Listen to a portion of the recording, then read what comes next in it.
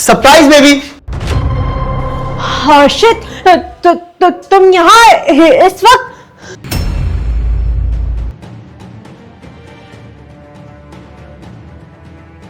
क्या हो गया बेबी, किससे बात कर रही हो?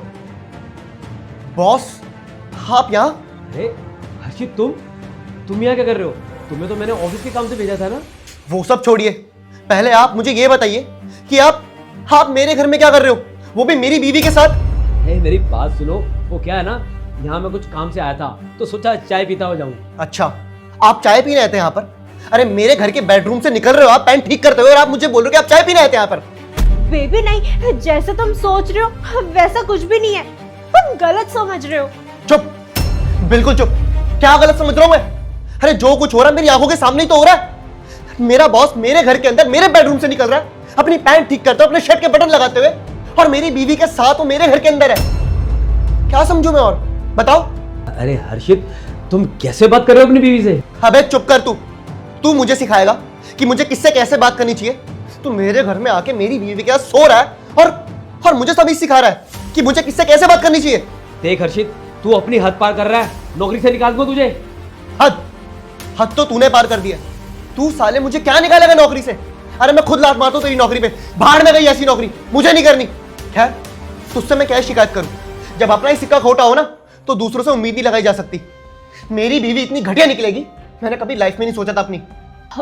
हर्षित देखो, मेरी बात सुनो, हम अंदर आराम से बैठकर बात करते हैं ना। क्या बैठ के बात करूं मैं? और समझाने के लिए रह ही क्या गया है? अरे मैंने क्या कमी छोड़ी थी इस प्यार में? तुम मुझे जो बोलती थी मैं तुम्हें वो ला के देता था, तुम्हारी सारी फरमाइशें पूरी करता था, लेकिन उसके बावजूद मुझे क्या मिला? तुम्हारे प्यार का मुझे ये सिला मिला। अरे थोड़ी तो शर्म करती। तुम्हारे चक्कर में ना मैंने अपने घर वालों को छोड़ दिया था। तुमने मुझे बोला था कि मैं घर वालों के साथ नहीं रहूंगी, दूसरी जगह शिफ्ट होंगी। मैं वहां पर तुम्हें लेकर आया, लेकिन उसके बाद भी मुझे ये सब देखने को मिल रहा है। क्यों? अरे बोलती क्यों नहीं? अब चुपचाप क्यों खड़ी हो तुम? बोलो ना। पैसों के लिए किया मैंने ये सब।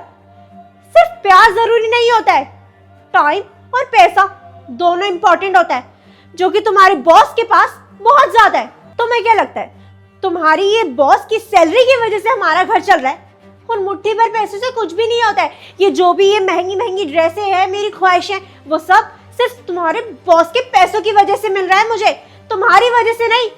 अच्छा अर्पिता, अगर मैं इतना ही बुरा था, इतना ही गरीब था, तो क्यों थी मेरे साथ? चली जाती ना इसके साथ। और शायद अगर तुम मुझे पहले ही बता देती ना, मैं खुद तुम्हें जाने देता। मैं सिर्फ सही वक्त का इंतजार कर रही थी, जो कि अब शायद आ चुका है। तो मैं तुम्हें तलाक दे दूंगी और इनके साथ चली जाऊंगी, तुम्हें छोड़कर। ओ, दिमाग खराब है क्या तेरा? बीवी है, बच्चे हैं मेरे, और देख तुझे पैसा चाहिए था और मुझे मजे मैंने ले लिए, तुझे पैसा मिल गया, और ये साथ में रहने की बात कहां से आ गई? तुम दोनों को झगड़ा है ना, आपस में देखो, मुझे इस झगड़े में मत डालो, समझ आ गई? मैं जा रहा हूं। अरे पागल है क्या ये?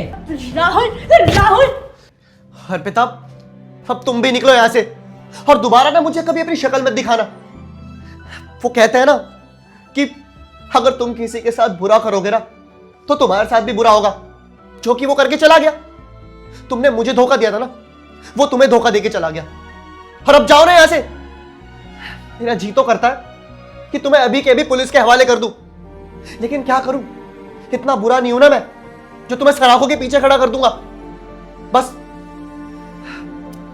मैं तुमसे आशा करता हूं कि ना मेरे घर से दफा हो जाओ। अब हर्षित, नीना गंदी जबान से मेरा नाम मत लो, समझी? वरना तुम्हें अभी पुलिस के हवाले कर दूंगा। तुमसे मैंने बोला ना कि मेरे घर से निकल जाओ।